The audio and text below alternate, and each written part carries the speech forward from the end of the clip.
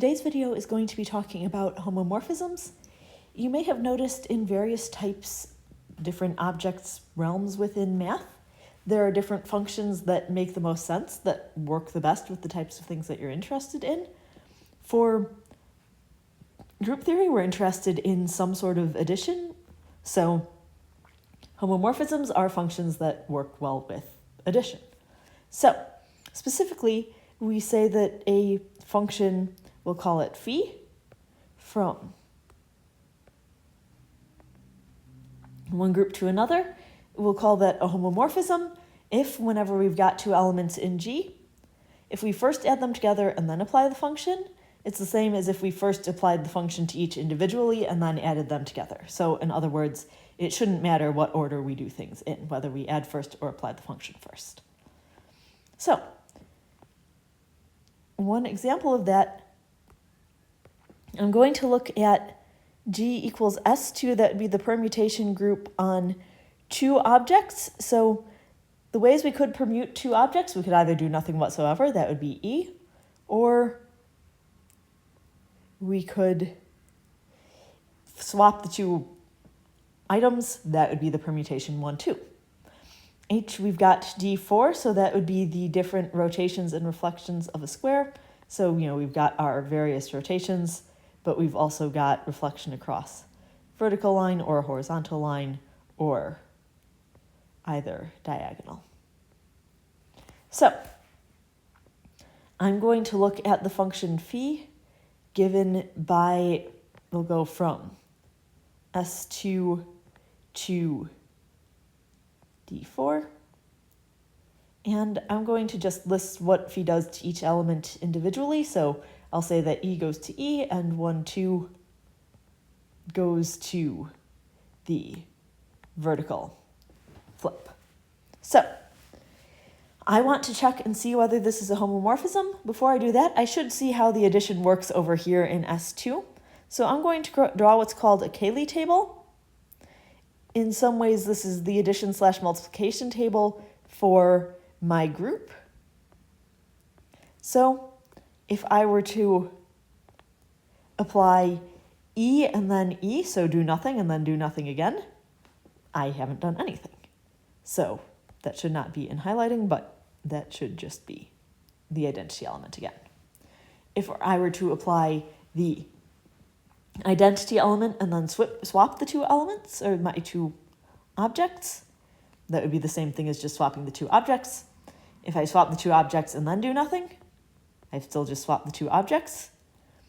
If I swap my two objects and then swap them again, then that would be the same thing as if I hadn't changed their places in the first place. I had swapped them back. So we've got this. We understand all possible multiplications within S2. If you've got a bigger group, it takes a lot longer to write out. It's still, if you're first learning this, helpful to write the full Cayley table for several groups. Like the D4 one would be a good exercise, but that wouldn't tell you anything about homomorphisms, and that's what we're trying to check. So I now want to check that when I apply phi to each of these pairs, I get what I should. So phi of E times E is the same thing as just phi of E, which is E. On the other hand, if I did phi of E times phi of E, I said that that's supposed to be the identity element in the group D4. Identity element times identity element is just E. So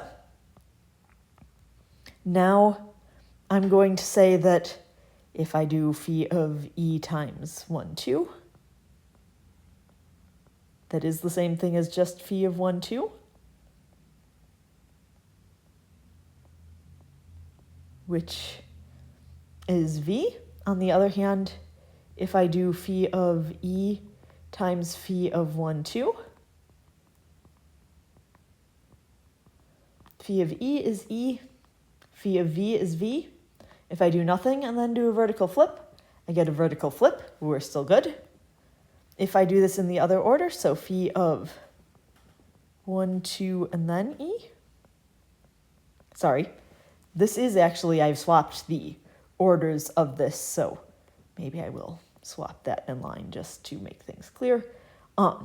We usually work right to left over in my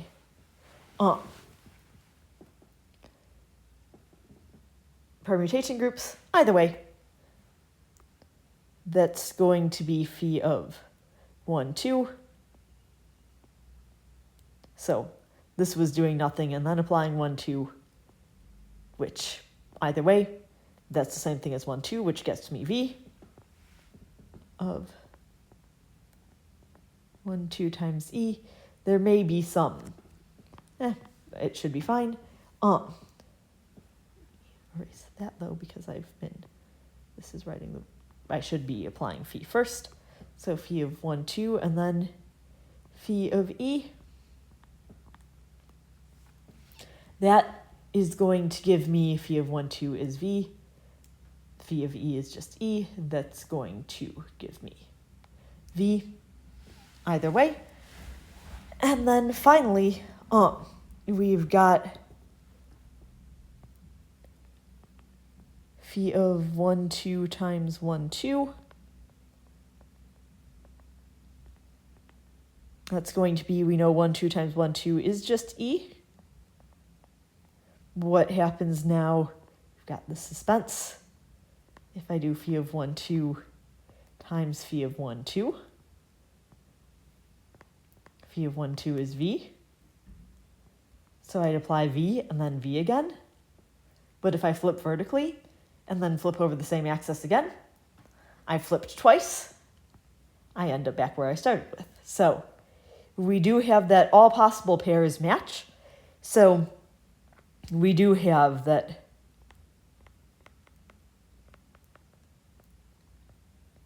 phi is a group homomorphism.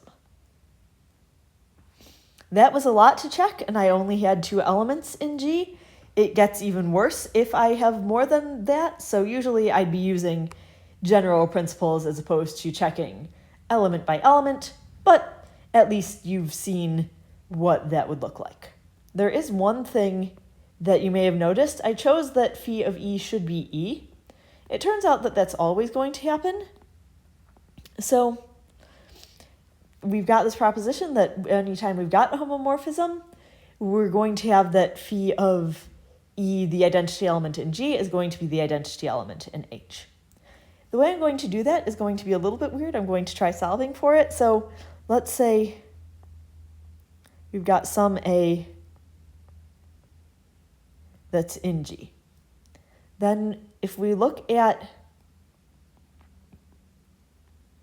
phi of A times E, we're going to have that is going to be equal to, on the one hand, phi of A times E is just phi of A. On the other hand, because this is a homomorphism, we know that this is going to be equal to phi of A times phi of E.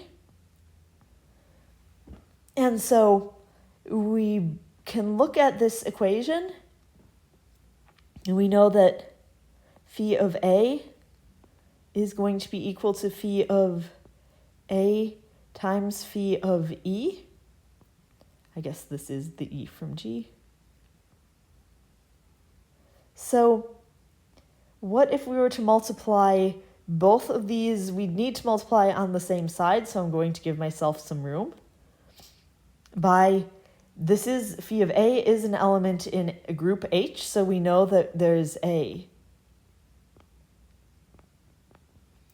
inverse element here, so that's going to be the inverse of phi of A, whatever that is.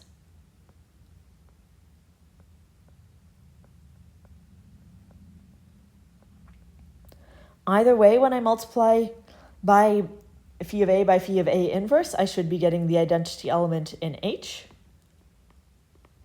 So on the left, I just have the identity element in H. Here on the right, I've got the identity element of H times phi of my identity element in G, which is, since anytime I multiply the identity element of H by anything, I should just get that thing back. So this is just going to be phi of the identity element in G.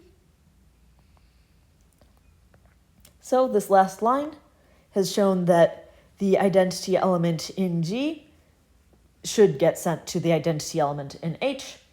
Essentially, since the identity element represents nothing, not doing anything, that should be the same, since, adding the thing that, whether you add the thing that doesn't change anything before or after you apply the function, shouldn't matter if things happen the same way before or after you apply the function. It means that, we need the identity element to be sent to the identity element. So we've got that. I've got one more example. This is actually one that you might not see as often in an abstract algebra class. A lot of times the focus is on things that are not based in the real numbers, just so that you can sort of expand, get a better sense of the broader usages of groups. But here we've got G being the real numbers with addition, H being, we know multiplication, the whole real numbers aren't a group under multiplication, but if we only focus on positive real numbers, certainly multiply any two positive real numbers together, we get a positive real number. We know that multiplication is associative among the real numbers.